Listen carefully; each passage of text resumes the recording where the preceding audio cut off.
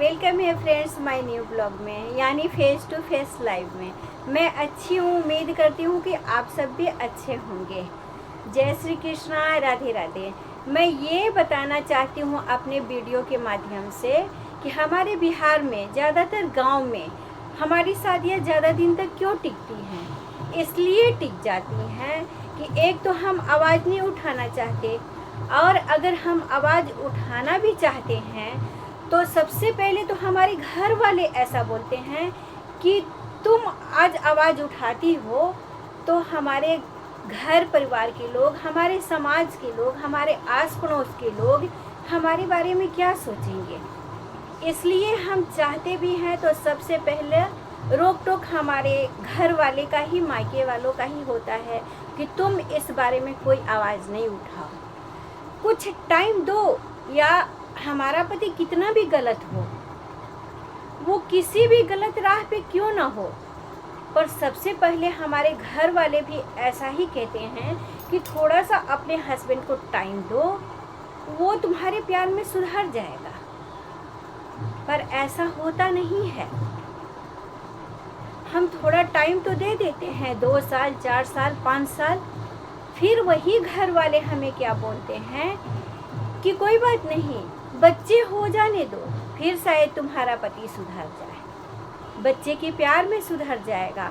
हम फिर उसे टाइम देते हैं और बच्चे भी पैदा कर लेते हैं।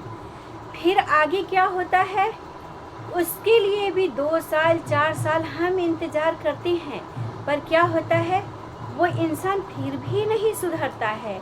फिर भी हमारे घर वाले यही बोलते हैं शायद थोड़ा सा बच्चे बड़े हो जाए तब वो सुधर जाए।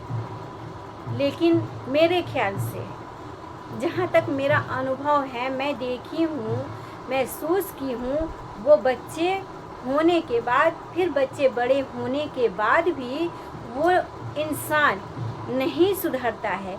और जब वो इंसान नहीं सुधरता है, फिर हम चाहकर भी अगला कदम नहीं उठा पाते हैं। इसलिए नहीं उठा पाते हैं क्योंकि फिर हमारे ही मन में ये विचार आने लगता है कि आज हमें तो अपने पति का प्यार नहीं मिला, लेकिन अगर हम यही आगे कदम उठा लेते हैं तो हमारे बच्चों को अपने पिता का प्यार नहीं मिल पाएगा।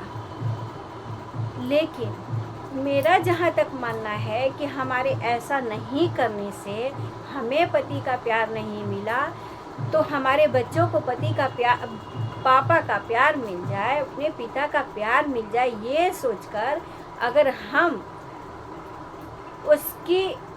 उसकी हर गलतियों को सहते रहें, जुल्म सहे, बातें सहें, अपने आप को कैद करके रखें, फिर भी क्या हमारे बच्चों को अपने पिता का प्यार मिल पाता है?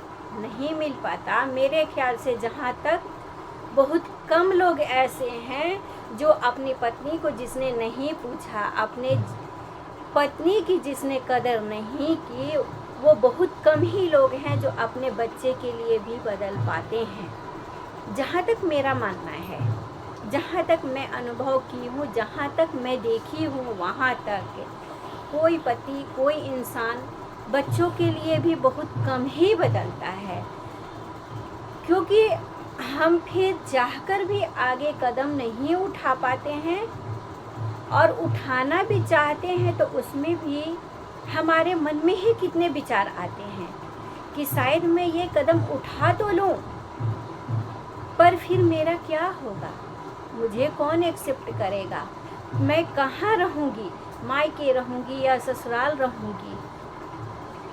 ना समाज जल्दी एक्सेप्ट करता है, ना घर परिवार वाले करते हैं, ना ससुराल वाले साथ देते हैं।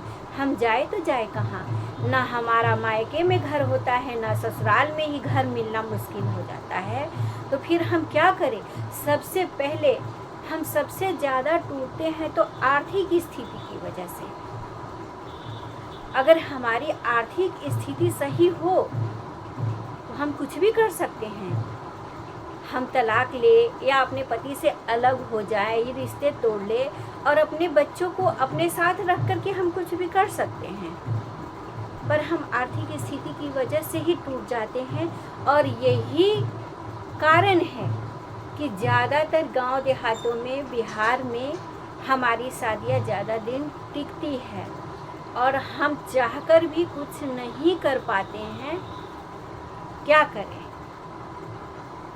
हम चाहकर भी कुछ नहीं कर पाते हैं और उसी घर में चाहे पति हमारा हो या ना हो, वो किसी और के लिए हो, पति हमारा हमें छोड़ सकता है पर हम नहीं छोड़ पाते हैं समाज परिवार की वजह से।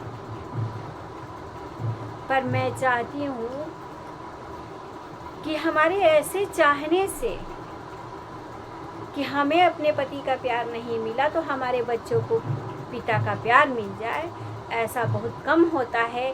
इसलिए हमें अपनी ज़िंदगी जीने के लिए हम दूसरों से शिकायत करेंगे, उससे कोई फ़ायदा नहीं है।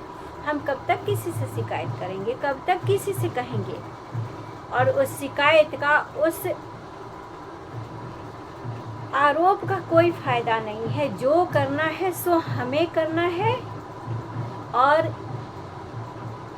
हम चाहेंगे तो कर सकते हैं। आगे मिलते हैं आप सभी से न्यू ब्लॉग में। तब तक के लिए राधे राधे, जय श्री कृष्ण।